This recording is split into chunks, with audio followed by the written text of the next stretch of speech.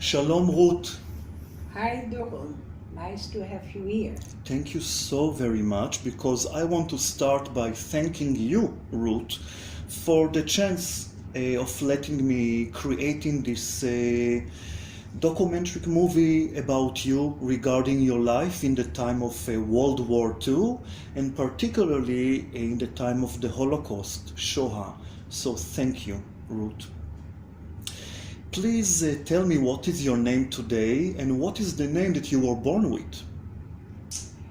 My name is Ruth Weil, and my family name is Wolf. Mm-hmm. So your given name is Wolf. The name of the family name of my parents, and so for me is Wolf. Mm-hmm. How do you write it in English, please? W-O-L-F. Mm-hmm. When you were born?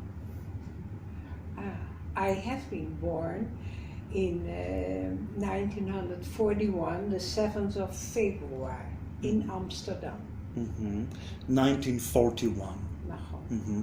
Where you were born? Amsterdam. Amsterdam. You remember the street, the neighborhood? No, because the situation was a little bit complicated. Little bit.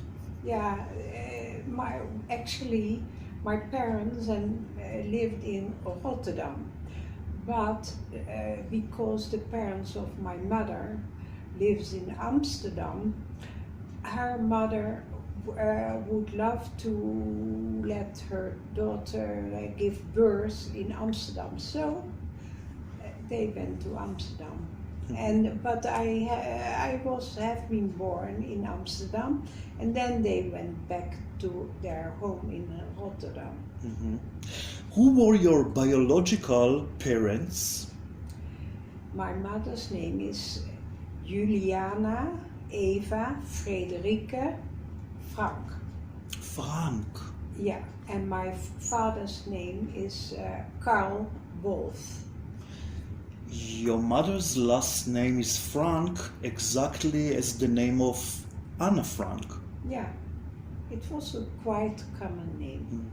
You think there's any relations between them? No, not at all. You sure about it? Yeah. You checked it? No, but we know, there's really not a connection. Frank is like Cohen in Israel, or Levi? I guess, yeah. Up to that level? Yeah. Mm-hmm. What did your parents worked? In what profession? My mother, before she married, she worked in a very special shop in Amsterdam.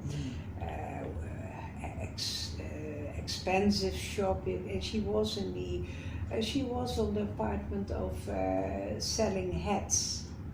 So, and my father had an office with his father in, I don't know how to explain that, Darmenhandel, Slicha, I don't know the English word for it. It is that in which they put meat, the intestines of a cow or another one, and there they put, and so they make sausages. So that's maybe the explanation of it, and that was before the war they did it, and after the war, when my mother tried to make again that office and that trade. So. Mm-hmm. Did you have any brothers or sisters, siblings? My family, the family Wolf, did exist from my father, my mother, and my sister, who has been born in March 1945, and my brother has been born in 1947. But both of them died, passed away. So Sorry to hear it. You told me in my research, in our last meeting, that in the age of a year and a half, you were transferred by the Dutch, the Netherlands resistance that was against the Germans, Nazis, to an adopted family. Please tell me, what do you know about it? actually, my husband reminded me that the family I was speaking about was not my first address. My first address was when I was that young baby, actually 1.5 year old. The resistance took me to a friend of my mother and her family in Naarden, that is a little village in Holland. And the friend of my mother, they worked together in that expensive shop I told you. And so, and they have only their own son, and they were very happy to take me. But it was not such a success because the husband from Anna, the husband called, how do you say, Kees. And they had a son, Kees Junior, and the father, Kees, he was very talkative. He told his young son about me, who I was and what. So when they got to know, I have been only there for a couple of months because it was too dangerous, and so the resistance took me from there, and they brought me in Rotterdam to an address which was known to a couple who has no children of their own. And the couple called, shall I call the name? Mm-hmm. Jan and Jane Hensel. And that family was connected, family connection with somebody of the resistance, the man who brought me already. And then they, on a very special evening in Holland, Sinterklaasavond, that's a very special celebration in Holland, and the Piet Planquet is the name of that man. He took me to the house of the family Hensel. He ringed at the door and put me in the hall. The family actually, they did know that I should come, they were informed. But for the neighborhood, it was as it was by surprise. So he ringed at the door, and when they opened up, I stood. He put me in the hall downstairs, and I had on my breast my name, wow. So-called name, Rietje, and I had a little pop. Doll. You see, doll. I speak Dutch. Yeah. Oh, it's a doll. I'm learning. I'm smart. Doll, a little called Yehoudiya, after my mother. That was all. And then next day, my so-called foster father, I call them daddy and mommy, and he went to the police in order to let me register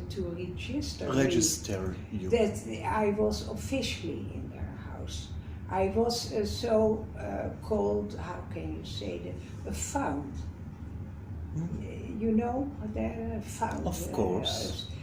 And so I stayed there, and I had there very nice years because they loved me. They were a couple for more than 14 years married, and they didn't have any child. So they were very happy with me.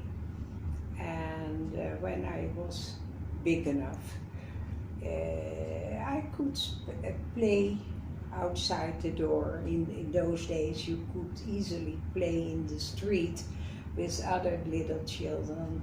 No, there were no cars or whatever, and everybody, and they knew that I lived with this family. I guess they did not know all about what people can guess, of course, but it was a safe street and everything was okay, and that's for the first, also as far as I remember. And I had there a great time, and when I remember also things, what we did, playing with other kids in the street. In those times, the milkman came in the street with, how do you call that? Well, in Hebrew you should say milk. Mm-hmm. And when I was, I guess 3 years, maybe a little bit older, when I was playing there, it happened that I opened the barrels, mm-hmm.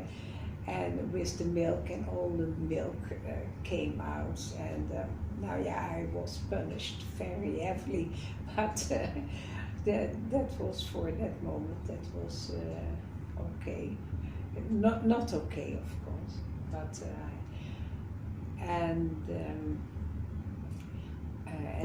What can I ask you? You knew that you are a Jewish baby? No. Jewish kid? No. They hid it from you? They hide it from you? Or you were too young? First, because you're talking about lovely things, and I'm very happy. But you're talking about era, 1941, 1942, 1943, 1944, that the Germans, the Nazis, were in Holland. But I tell you, of course, my parents, they could not speak with me, but why did I have to have an address of my own? My parents, they have to hide themselves, and no, you can't speak with a child of 1.5 years also. No, but the people to whom the resistance brought me, they knew that I was Jewish, of course. They took a risk. Better. And also you said something very calmly, but you said that day after you arrived, so-called, your adopted father went to the police. He also took a risk. Because the police could interrogate him. Maybe they did, but I don't know. Because it's kind of strange when we think about it now, that a kid was found in the hall of their house. I guess, after reading a lot of books, I guess the police said to my foster father, Jan, would it maybe a Jewish child? And my foster father could have answered, well, really, I don't know. The name on her breast was Rietje, and that's not a Jewish name. Mm-hmm. So that was it. Did they ever got honored as, Hasidei Umot HaOlam, your adopted father and your adopted mother, that what they did was heroic? Yeah. They ever got? I actually not in those times. When during all the years I had very good contact with them. I always told everybody, actually I have 3 mothers, my own mother, happily she was a survivor of the Holocaust, and my mother-in-law, and my foster mother. So I was a very lucky one. And you ask about honoring. What I did myself. There is in Holland an organization, and they have a book where you can put names in it from somebody you want to honor. And that's what I did. And I give my mother very much later, I give her a certificate. I have it here, and it's always hanging on the wall. It was honoring and describing what they did and for me during the war, my foster father and mother. So. And today, Ruth, in retrospective, when we look at the back, you know that you were saved by them. Your life was saved by those wonderful people. Yeah. You know, how is the feeling knowing this? I can tell you that because first, I was always in contact. I had a very much contact with my foster family. And so after I told you, when I arrived, they had no children. But in August 1944, they got a daughter, and it was like a stepsister for me. And after the war, in 1947, they got a son. And 1 month after him, my own mother, they got also a son. And my mother, stepmother, she was breastfeeding my brother because my mother had not so much milk. And in Holland, in those times, it was what they call there was very less food. And it was icy cold. And the sea was frozen in that time. So we lived all in one room because of that situation. Where my family and me, we lived in Noordwijk. That's a little place near the sea.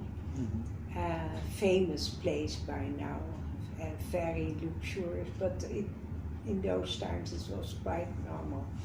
And in the winter, we went to Rotterdam to my foster family and friends of my family. And there we stayed for a couple of months. And my mother gave birth there in February to my brother. And my stepmother got also a baby at the same time, like I told you. You mentioned that your mother and your father are Holocaust survivors. Yeah. What they passed during the Holocaust, the Shoah, what they passed, what they told you. Actually, I must tell you, my father never told me something about what had happened to me. But I must tell you, he was not that much home as well because he was traveling and for his work. But my mother told me some things, not a lot. But she, for example, she was working in a family of an advocate and a lawyer, you call that, and as a maid. And she had a picture of mine at the wall. And then her boss, she said one day to her, this is, she saw that picture and she said, I'm sure this must be your daughter. But she was too trust. She gave, because why did you say that? My mother got pregnant I don't know when they happened to see my father, but anyhow she was pregnant, and her boss told her, "Oh, this is not your first child, that must be her on the wall." So you're saying that, sorry to interfere, during the Holocaust, your mother was a maid in a lawyer? This is she wasn't hiding as a Jewish? She was Jewish, your mother, may I ask? Yeah. And your father was Jewish? Yeah, but she was not. That was specially because she had to hide. She hid in that family, and she worked there as a maid, housemaid. But she was going out during the Holocaust when the Germans? She So- wasn't in a concentration camp? No, lucky not. They were hiding. They were most of the time during the war separated, I guess. And my father has also a specially job. He worked for a ministry, and his name, they both got different names, non-Jewish names. I know the name of my father. His name was Ari Plug, typically a name of that area, Ari Plug. And my mother's name, actually I don't know how she was So called. they both had fake IDs Yeah, to survive. yeah. And they were both like, they looked like blonde, blue eyes, I don't know. Not at all. My father actually was already kind of bald when he was 23. We always were joking with him, and because he had been working in America and Germany, and after the war, of course. And no, that's not true. Before the war, he was working in America to do stage. In America? In America. And, United States of America. Yeah. Okay. And he came back. He went and he was working in France, I guess. Because of that, he was always very good in foreign languages. Actually, he spoke later after the war when he was working also in Spain and in Italy. You know, can I say to you something, Ruth? I want to be very honest with you. Maybe you wouldn't like it. I feel that when we're talking about the heavy stuff now in this interview, this movie, about the Holocaust, the Shoah, you like talking with me about the more light things, about after the war, about the brother and sister. No, and I respect it because I respect you. And whatever you say is perfect, but I feel that you have a mechanism of survival, that you know deep inside that what happened to you is unique and that you are the lucky one. I feel it. I'm very honest with you here, now and here. I say what I feel. That you don't want to go back there. Oh yeah, no problem at all. I'm sorry to tell you, but you are wrong. Okay, great. I can talk about what I do remember from the years in Rotterdam. I can tell you what, but not so much because I don't remember. I remember that when I lived with my foster parents, they loved me, and they were doing their hardest to give me some food, special food. And what they did, that I remember very well. In those days, you had it was difficult to get special food, but they keep the cream of the milk, especially for me when I was sick, and I know where they had a place. Special place, the bedroom in the midst of the two rooms. It was dark there, but I see laying myself there in the bed, and then they make from milk, and they put some sugar everything was difficult to get, but especially they treated me. And they treat me with that. And I remember also that they took me to a kindergarten. How do you say Kindergarten. And I have been there. I still have some pictures of it. It was. I can't tell you bad things about that period because I can't remember bad things. I know the winter of the hunger winter they called it. There was hardly any food, so we went to the house of the parents of my mother, foster mother. Mm-hmm. We lived there together with a lot of people, the whole family and so. And you were hungry as a kid. You remember some? no, You always... what I do remember when we lived there, one of the sisters of my mother, foster mother, she was ill and laying there, and I had to be with her, and they were cooking beets. Select beets. Select, Yes. and actually is that the only bad thing I can remember, the smell of the beets. Up till now I can't prepare and I can't eat beets because that was terrible. But further... Because it symbolizes you hunger?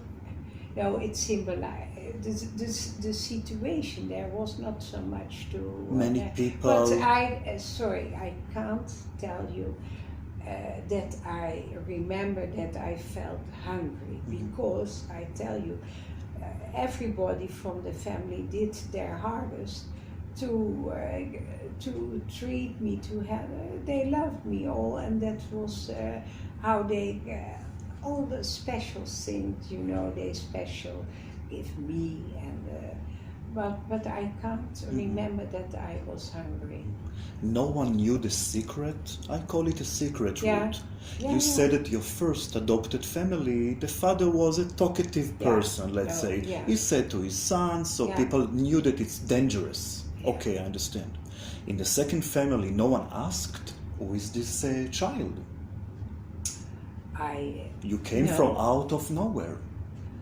No, what I think, the family, the second family, the family of all the family, they were very smart and not so stupid, and they guess what happened to them. And also, I told you about the man of the resistance, Piet. He was actually a part of that family as well. So I guess they did know about me, but nobody, of course, they did speak about this. And after everything, after the war, me and also my family, they had so good contact also with the family of my foster mother. Of course. They saved your life, of course. Yeah. Do you know how many Jewish children from Netherlands were murdered during the Holocaust, Ruth? No. Do you know that in my research, I wouldn't tell you the number because I cannot talk in numbers. We're talking about people, and every human life is incredible in my belief. So it's not about the number, but you know that so many families would give everything they could and couldn't to exchange their child with your destiny. Do you know it? This is why your story to me is huge story, and I admire it. I'm so happy for you. But you know how many family looked for someone to hide their child, and people said to them, no. I tell you, I read a lot of books and I heard stories, and just now I'm just reading a diary from somebody who was she was also hidden. She was much older than me, and she wrote a diary, and I just read it, and I during years, I'm now pretty old, and I read so much book. I really know what happened, and I realized that I was very happy. Very lucky, if I may say. Yeah, very lucky. Very lucky. Yeah, better. How old are you, by the way, now, if I may ask? Huh? How old are you now? 78. 78. You look younger. Thank you. I do my hardest. No, especially when I'm here now, living in Israel, I realize how lucky I have been, and I also told the rest of the foster family, my foster sister and foster brother. I'm always in contact, especially with my foster. And I told them also years ago when my foster mother, who I told a lot with, that because of them I had could raise in Israel now, but because I have been on Aliyah only 6 years ago because of special situation. But you were living in Holland until 6 years ago. Yeah. You were living in Holland until 2013, and now 2019. You just 6 years living in Israel. Yeah. Okay, we'll talk about. I just want to ask you something else, Ruth, if I may. What do you think about what happened to you, and what do you feel about it? That in such a young age you needed to leave your biological parents and to raise with new family only because you are Jewish. Now, in retrospective, in the days when you were a year and a half, of course you couldn't feel what you can feel now. But what do you think about it now? Like taking someone and hide him in a different family only because... This is a terrible thing to think about, a terrible thing to think about it, that people has to do it, and that there have been people in the world that did that handle like that they were after all the Jews in the world, and you can't understand it actually. Exactly. Also now, not now, and I'm happy to hear that a lot of young people in Germany, they felt very sorry. I also can read things in Facebook actually, how people and on the internet, how people felt about what happened to Jews, and well, that's good that they felt like that they feel like that. It's unbelievable, because my next question is exactly like you reading my questions. You know them in advance. My question is, what do you think about Germans today? And you just talked about it. It's like, are you a psychic? You know my questions. Yeah. What do you think about Germans today? I tell you something. My character is like that when I'm quite optimistic, and when I see and hear that the younger Germans, that how they handle and what they think and how they feel, that's very, very okay, and you can't hate people for what that's my idea, for what their parents or their great parents think. When you should do that, there would be never a chance or free world, and for everybody. It is very idealistic, but I hope that it will happen. I know of course I know also in Germany there are not nice people. That's very I can say that, and I read it. But there are also good people, and when I was a young girl, I guess I was 18 years or 19 years, I worked in an office who has contact with Germany, and they asked, there was a family, they would actually exchange. So my boss asked me if I would like to go to Germany for 6 weeks, 2 months, and 62 months? 2 months. 2 months. 2 months. Mm-hmm. 6 weeks, I said. No, 2 Mm-hmm. months. And they, from the office there, they were the factory there. They would send a girl my age to my family, Mm-hmm. and I would live in the family of that girl. Mm-hmm. And I was happy to go there, and when I lived there. Where in Germany you live? West,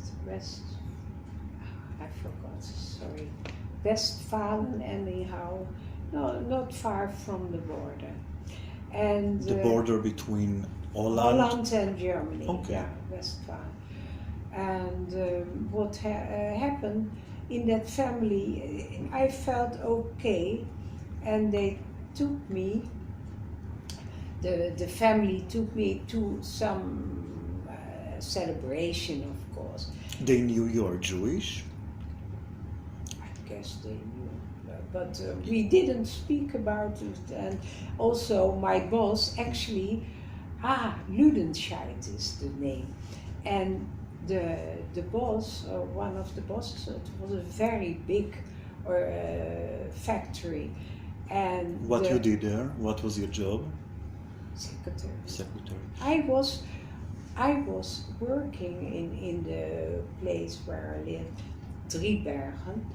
In Holland? In Holland. Mm-hmm. And a little place, and where I used to live for years with my parents. And I was working for an office, and actually the founder of that office was a German Jew. And Who was a Holocaust survivor? I guess, yeah. I want to ask you something. You're Yeah. saying you guess and you're not sure. Your Judaism, the part that you are Jewish, it's an important part of your life, or it's a hidden part of your life No. because of your early childhood? I'm wondering. No, I tell you how it was like. My parents, they were, of course, they knew of the situation that they were Jews, but it was not an item at the table, actually. They Didn't celebrate feel, it no, Passover? You didn't celebrate it no, Rosh Hashanah? nothing. We were what you call in Israel Chilonis. Secular. Yeah, Secular, Chilonim. yeah. The And- opposite of Orthodox. Better, yeah. Mhm. And when I had the So age, you didn't feel Jewish. No, only at the age of 16, 17, I guess, I started a little bit to feel You knew Jewish. that you are Jewish, but you didn't Yeah. feel Jewish. Yeah, I didn't know what it meant. Jewish. Do you feel Jewish today? Sure. In what way?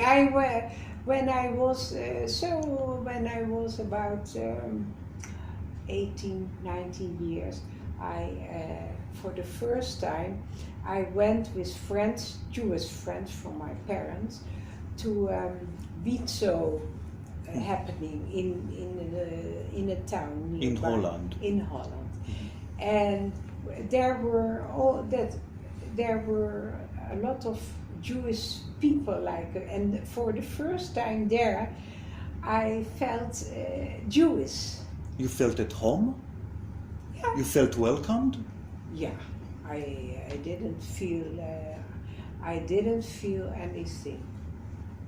and I felt welcome, and but I didn't know what it meant to be Jewish. Because my parents didn't speak about it. They had a mix of friends, Jewish and non-Jewish friends, but also some Jewish friends, also Hiloni. Maybe they were afraid. No. After what they passed, no? No, I don't have that idea.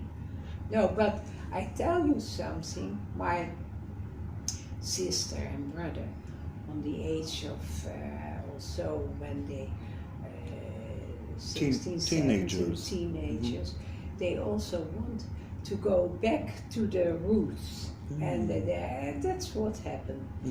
What do you think, Ruth, about Dutch people today, and what do you think about the Netherlands? Actually, I love Holland, and I had a good time in Holland, and the Dutch people, non-Jewish people I had contact with was always okay, and I liked very much to live in Holland, and I made Aliyah, of course, because during the time I learned what it is to be a Jew, and that the place to live for a Jew is Israel, of course. And my whole family went to Israel, the children, when they after high school, and so. What it means to you to be Jewish? You said you know what it means to be Jewish. So I'm asking you now, Ruth, what it means to you to be Jewish? Nowadays it's fine. I feel very good, but I must tell you, before I became to feel good as a Jew, I never had problems feeling non-Jewish. So what made it change? My whole life has changed now. I live a complete different life and especially here in Israel. But I'm asking you, what made the change? What made it the change? Suddenly you felt more Jewish? Because you're saying that you had no problem to be non-Jewish or non-practicing Jewish. No, but I told you when I was in the age of... first when I went to high school, that was not in the place where I lived. I went to another place, and during the week I ate lunch with Jewish friends from my parents, and they were more conscious. They were conscious Jews, and I feel there it was a complete different feeling, and I feel there a little bit because what it feel to be Jewish. And later I asked them, why did you never tell me why did you never speak with me about Jewish, to be Jewish? Then they answer, well, we thought your parents didn't feel so very much Jews, didn't find it necessary. So, and we had not the task to teach you. But I feel very good in those times to be with them, and it was there also that the friend Is, he is called like Yitzchak, Is is Yitzchak. He went every week to the city, and he bought in a kosher shop meat, and he came home, and I was there. A friend of yours? A friend of yours? No, the friend of my parents. Ah, the friend of your parents. And yes. I eat there 2 times a week, and he came home with special meat and all those things. What you eat? How do you call that? For what you eat on bread? Now, and I loved it, but afterwards, years afterwards, I realized it was so stupid when I became kosher. We ate that kosher meat with butter. Mm-hmm. And at that time, I didn't know that it was not allowed. I didn't know anything. But later I realized how stupid it was actually. But because of them, I called them uncle and aunt, and Stella, she took me to, she was secretary of the Wietzo in Utrecht, and she took me there. And there I felt home Jewish, and from that moment I was a little looking for my roots, but it took still years. I think I was 18, 19, because I was in high school, and when I left high school and I was starting to work, and then I started to look, and I knew that the Jewish life was in Amsterdam, and I started to look for a job in Amsterdam in order that I could join more or less Jewish community, whatever it meant, because I had not any idea what it meant. Mm-hmm. But so you say, from laat, Yes, step by step. step by step. How do you say it in Dutch? Langzamerhand. I can't. Okay, maybe in other lives I will say it. Yeah, I got more contact because I was looking with Jewish youngsters. There was a student organization, and they ate in the so-called mensa. That is, you know what that means? That was where the students eat, and it was a kosher mensa. And I started to work there in the evening. Mm-hmm. In that kosher restaurant for students, and so I came in contact with Jewish people, Jewish students, and I felt very comfortable. So it sounds like, Ruth, only when you were 16, 17 you start to be aware of being Jewish, and 19 was a part that you wanted really to be a part of the Jewish lifestyle or Jewish life in Amsterdam. Something like this. I want to ask you if you ever felt anti-Semitism in your own life. No. Never. Did you ever remember Germans during the war coming to your town, to Holland, to your neighborhood? No. Did you ever see Nazis or remember Nazis? I was too young. Okay. And I lived in a protected family area. The whole atmosphere around me was very protective. Again, I can say it again, you were lucky. Because you could have a neighbor who would be nosy I don't know. And would say, this family had suddenly a kid and there was no pregnancy, you know? So you were, again, I think, lucky one. What's the meaning of the word Shoah bishvilech for you? What's the meaning of the word Holocaust for you, Ruth?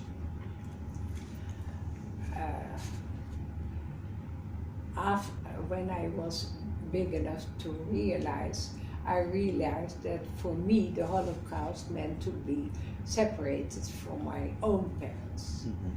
And to live with a very, very loving foster family. That's what actually means the Holocaust to me. And after the Holocaust, we had a very small family. We had not all the family of my parents, they were murdered in the camps. And I want to stop here and to ask you, you're saying something very important, Ruth. You're saying that all the family of your parents, I repeat what you said just now, were murdered in the camps. Please tell me what you know about this part of your family tree. Actually, the only family member who survived was the brother of my mother, who was an officer in the American Army, and so he survived more, and the rest of the family did not survive. So we had that was the only thing I realized. We had a very small family, and we called every friend of our parents, we called uncle and aunt. And afterwards I realized that how strange it actually is, but it was nice. As a young child, I never realized that we had no family. When did you understood? When your parents told you that everybody were murdered in the camps? And do you know the names of the camps? No, Auschwitz and Sobibor, I guess. Auschwitz and Sobibor. You guessing or they told you? Yeah. They... No. Actually, because I know my mother, my father was not so much home, and my mother didn't speak about those things. My mother didn't speak about those things. Why? I don't know why. I can't tell you. It was maybe hard, very much, very hard topic, very hard topic. Sometimes I think I was maybe a little bit stupid, but I did not realize those things. My parents, the first time I heard, for example, about Israel was when I got a little book with, that was, I think I was 16, 17 years old, with all kinds of pictures of youngsters from Israel. Then I realized that I was also a Jewish youngster, but again, I can't tell you that I felt very specially Jewish when I up till maybe the age of 19, 20 years old, and then I started to look for a Jewish jewelry, I must say. That's what I told you. And before, I remember in high school, I was in a Christian gymnasium, you say. And because there were no others, there was where we lived. There were only Christian high schools like that. And so when I was in the fourth class, and we had a lesson from how do you say that? A dominee. It's okay. We're talking. Theolo. We're talking here Hebrew, English, and Dutch, and I love it. I also speak Yiddish if you want. Sei gesund. Sei gesund. Yeah, I hope I do my hardest. Yes. No, we had a lesson from a Christian dominee. Now you look at a teacher, kind of a teacher, minister. Minister. Okay. Minister. You see, I speak Dutch. Yeah. Dominee. Minister. Dominee. And then he knew, I don't know why, he knew that I was Jewish. How did he know it? I don't know. In my class, there was a boy, he was also Jewish, but now I know he was not really Jewish, he had only a Jewish father, but anyhow, for the minister and for me in those times, he was also Jewish. His name was René Jesserun Lobo, so his father was really Jewish. Lobo or Levi? Jesserun Lobo. Ah, okay, Yeshurun. So, and I felt a little bit, how do you say, closeness?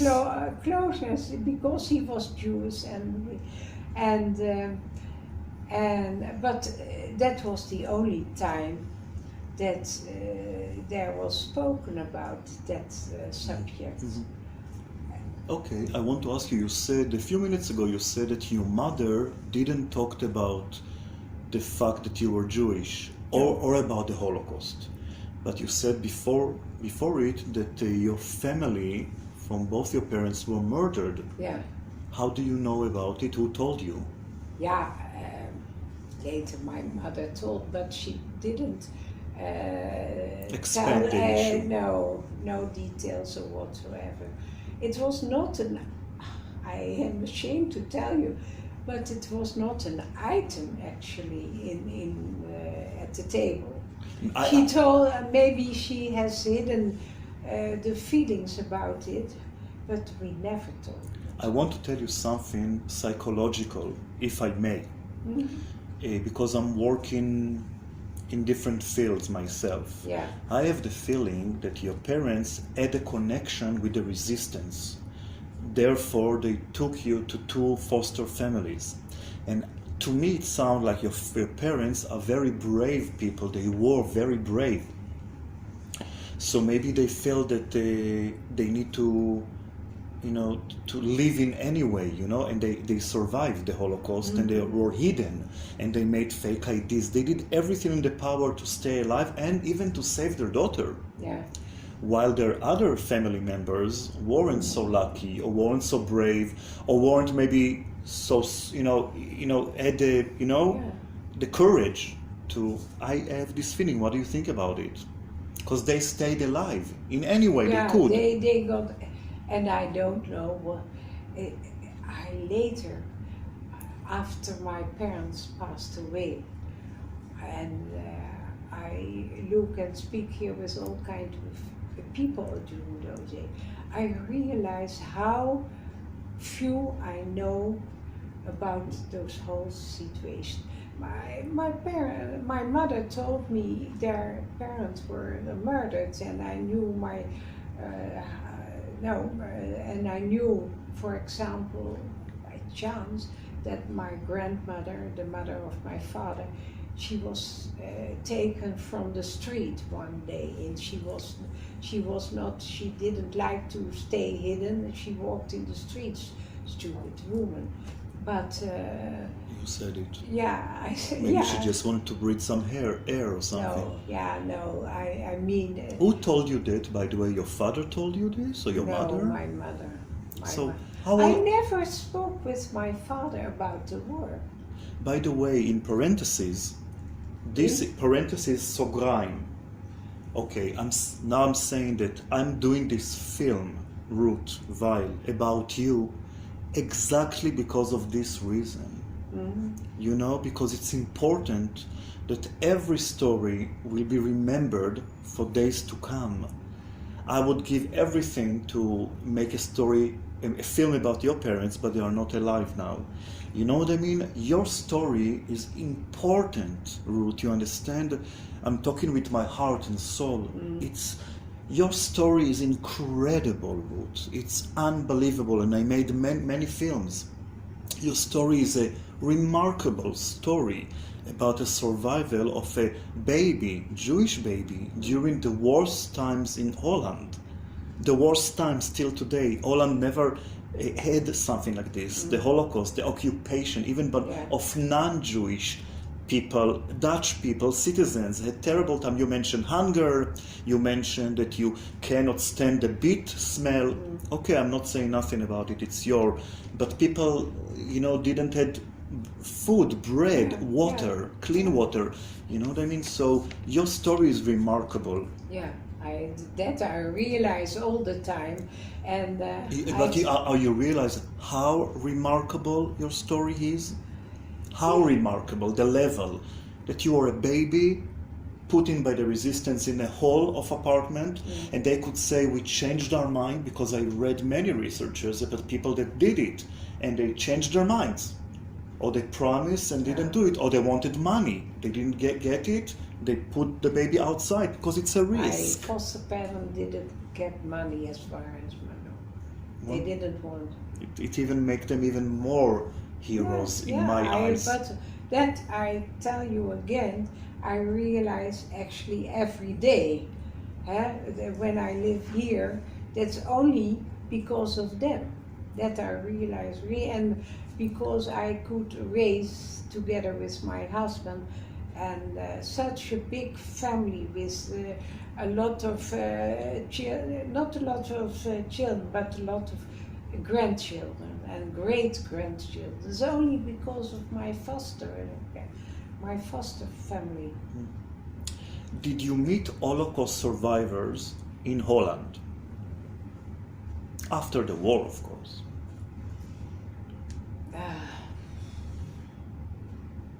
No, not so many, no. Did you hear about Auschwitz after the war? I read. You read. Did you study at school in the 50s or 40s, 50s? No, it was not an item then. In the school it wasn't something you studied? No. They didn't, okay, at the time. Did you read the book of Anna Frank that shared the same last name of your father, am I right? No, of my mother. Your mother, Frank, okay. What do you think about the book and what do you think about Anna Frank?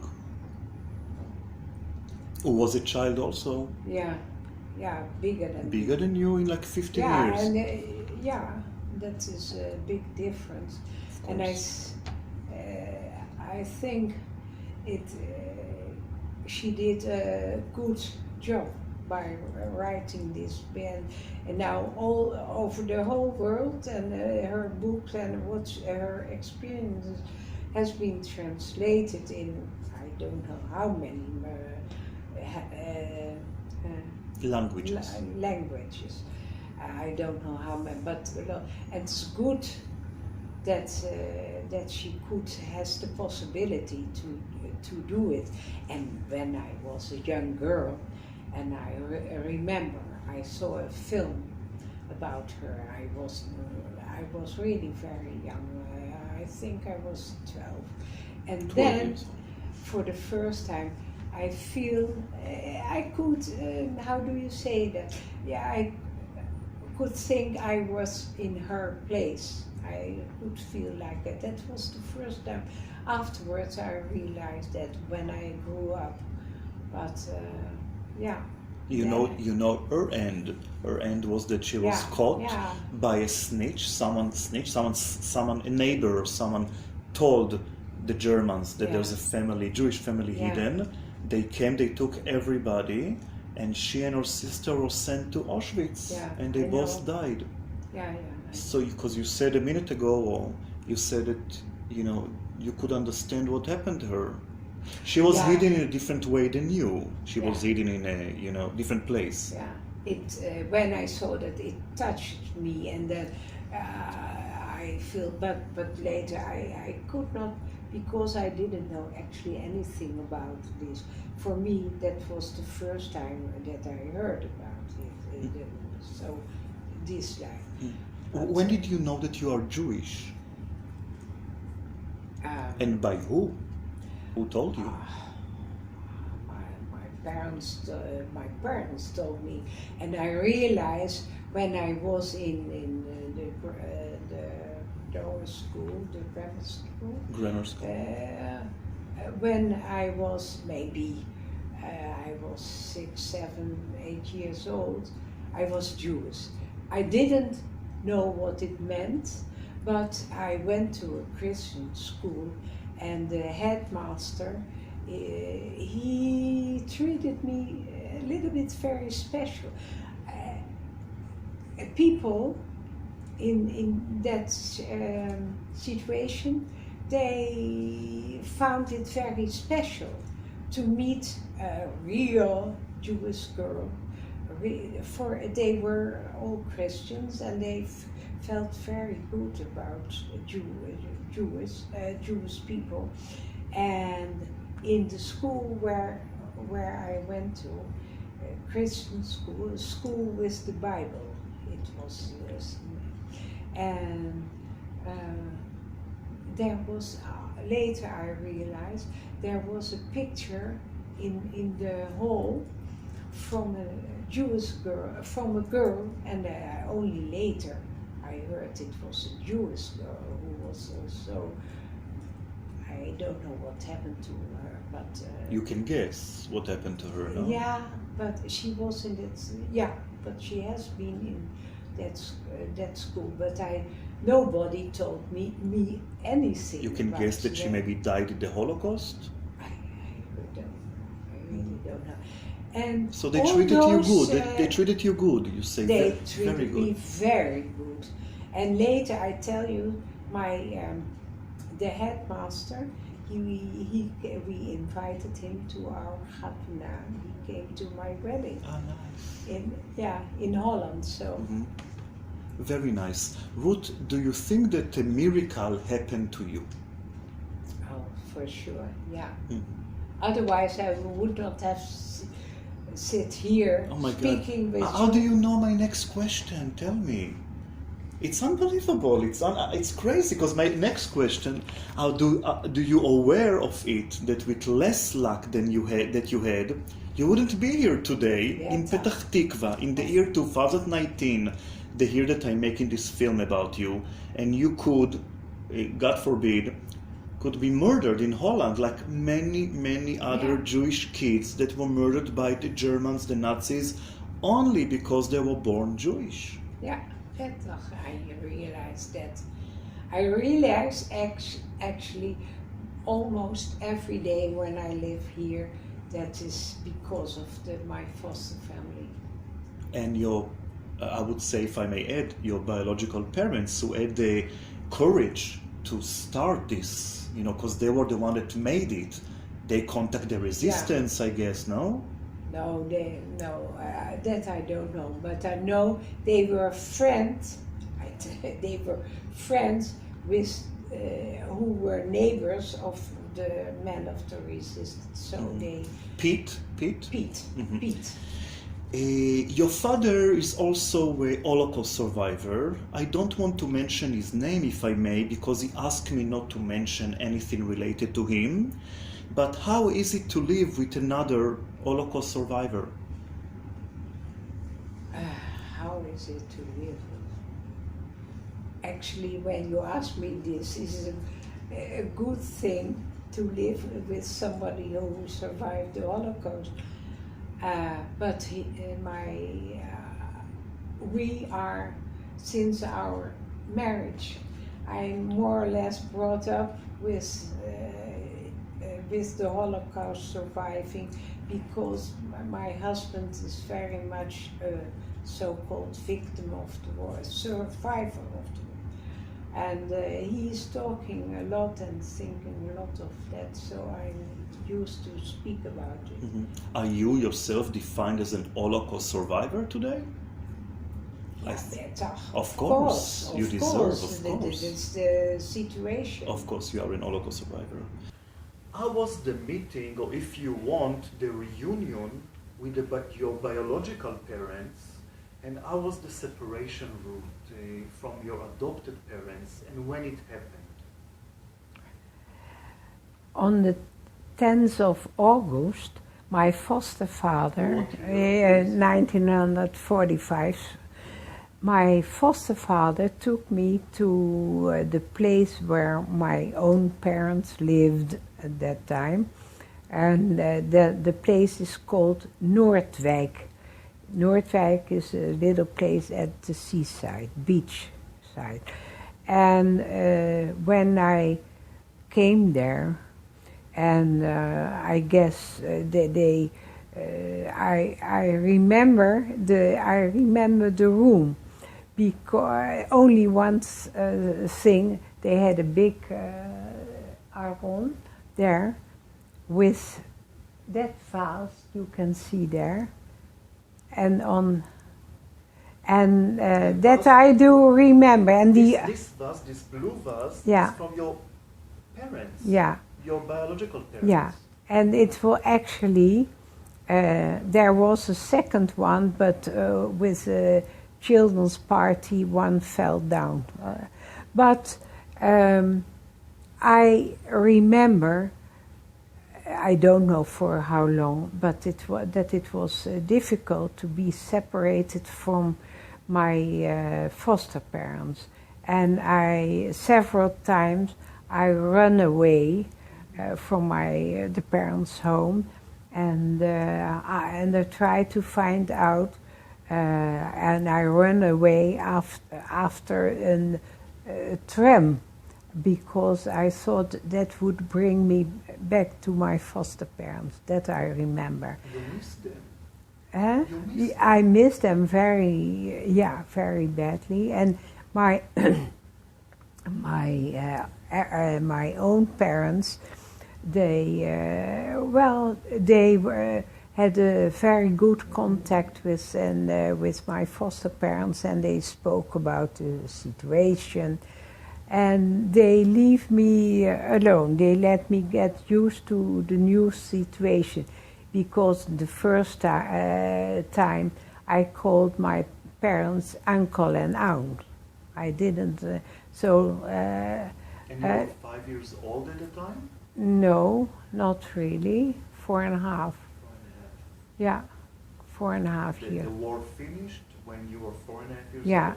yeah. Very sensitive age. Yeah. And Sure. you were in your mind sure that your foster parents are your real parents. Yeah. Okay. How was the feeling? I mean, psychologically, I'm trying to get into your Yeah, life. no, I remember I was very, so how can you call that, homesick for them. And every holiday from school, during years, I went to stay with them for the holiday in Rotterdam. And your biological parents agreed? Yeah, very much. They were very smart in this situation. And so, step by step, but I guess it took years, some years, to get used to the fact that they were my foster parents were not my own parents, but always I had the feeling. Always I had the feeling that that they have treated me like parents, and also now I see them as my foster parents. I told you already. Can I ask you a strange question, if I may, of course? Who do you love more? Your foster parents or your biological parents? I can't tell you that, because that is not such a strange question when you remember that I told you I always say I have 3 mothers. You said it, yes. Yeah, and so... How many fathers? Yeah. The fathers were not so much. Yeah, my foster father, he was really great. He loved me so much that I remember. He was also, when I didn't live with them, he didn't live with them anymore. By the way, I must say to you, when you said stepfather and you stopped yourself and said foster No, father. it was not my stepfather, of course. That is another meaning. I make a mistake. It was my when I had holidays and when I stayed with them, they were always, both of them actually, but most my foster father spoiling me, and I went away. That was really fun. When I stayed there, and before I left for my own parents, because the holiday was over, in the kitchen, my foster mother gave me some money, and in the room, my foster father gave me also money, but men are always more. He gave me always more money than my foster mother. So that I remember. So you can see how it was. When you talk about your foster family, you have light in your eyes. Yeah. Even now, so many years after. Yeah. Am I right? Yeah. So you're not answering my question. Who do you feel more? Who you love more, or you feel more attached to? That I can't. You felt that something not right happened to you by the separation? No, I never thought about it like that. And honestly, can you tell me, Ruth, now, after all these years, Yeah. do you think that, forgive me, but honestly, do you think that if you could, you would stay with your foster family all your life and call them mommy and daddy? I would love to answer you that question, but I have never thought about this. Really? No, Never? Did it no. cross your mind? No, because I have for years and years always contact with them, and no, I can't say you that. And How did you call them after this, mommy and daddy, or something? no. After a while, I realized I called them uncle and aunt. Yeah. Ruth, do you believe in destiny?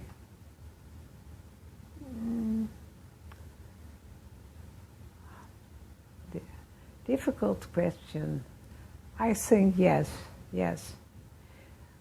That's it was destiny that I survived the war and that I could live now here, in Israel. Do you believe in miracles?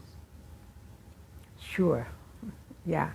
You think that what happened to you was a miracle? Yeah. A baby, 1.5 years Yeah, old. that of course it is a miracle. Yeah. Do you believe? But I guess those things are together, destiny and miracles. Do you believe in God? Yeah. You know that many Holocaust survivors, I divide them to two groups from my research. The group that after the Holocaust, if they survived, of course, they believe in God much more, in Hashem, they call it, him. And the other group doesn't have even a mezuzah in the apartment, including like my uncle, who survived he was hidden in Poland, and no mezuzah, not him, not his children, not his grandchildren. He doesn't believe in God. Even if he was believing before, after he saw his parents being killed, everything, everybody, he doesn't believe in God. So I'm asking you if you say that you believe in God. But I was not brought up religious or Jews at all. It was only after years, and when I was looking, you can nowadays it is modern to say you look for your roots, and I guess I did that. But in those times, I didn't know the word for that. I didn't know anything about Jewry. So step by step, when I learned more and more about Jewry, I felt I would I would prefer to live religious, and so it happened, and then I happened. Consider yourself religious nowadays? Yeah, better. Very religious or light religious? Religious. I don't make our children, they are more Haredi. I'm especially not Haredi, they are Haredi, but I feel religious. And you believe in God, you believe in Hashem. Mm-hmm. Did you ever see swastikas in Holland?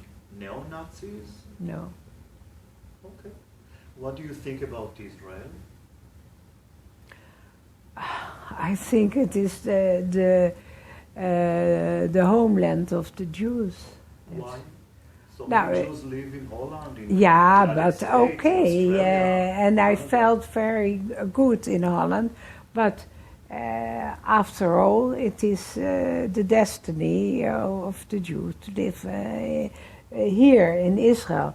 But of course, all over the world, there live Jews, and they live very nicely and good, and they feel good. But Not everybody, by the way.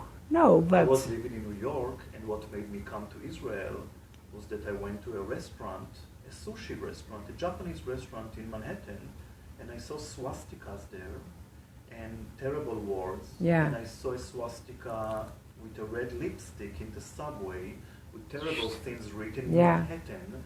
And for me it was a sign Yeah. to go Yeah. back to my roots. Yeah, no, I can imagine, and But you that's never saw it. no, but You I never felt- feel no, I What in do all, you feel? What do you feel? I feel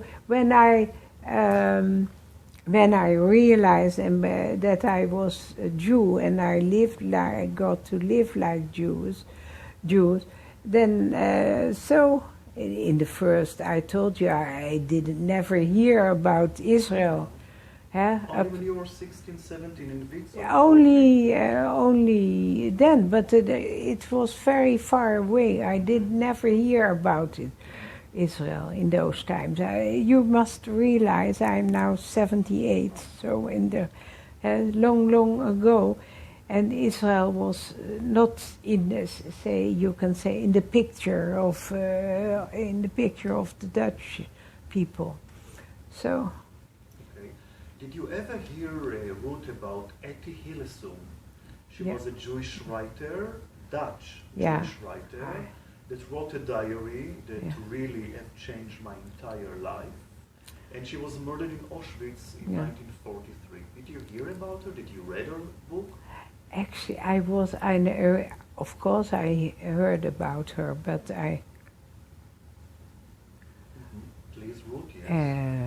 I heard about her, the name, and I think I read her book as well, but I would love to try to read it again because I don't remember that so much. But the name and some things of her, she came from France, eh? She came from Holland. Yeah, but... no, I think she came from... maybe she's got some Russian roots, but I think she's a Dutch. And I will tell you another thing. If you read her book and you didn't feel the connection, I would suggest you not to read it again, because it's a book that you really love it or you don't. But we'll talk about it maybe some other time. What do you think, Ruth, about Holocaust deniers? People who say, even now, our days, and in the future they will say it more, because there will be no Holocaust survivors alive in 30 years from now, 20 years. What do you think about those people? They said the Holocaust was never happened. Yeah. The first is the word very, very, very stupid people. Yeah. How can you deny what happened those days when you... everybody actually, when here heard about the Holocaust, and they speak about the Holocaust, and all over the world actually. So must be very stupid people. Although you said that you in school didn't study about the Holocaust. No. In school. In high school, no. No. In Holland, they didn't talk about the war. In Holland, no. In those times when I was young, but you are speaking about nowadays. But in those times it was Israel was not an item.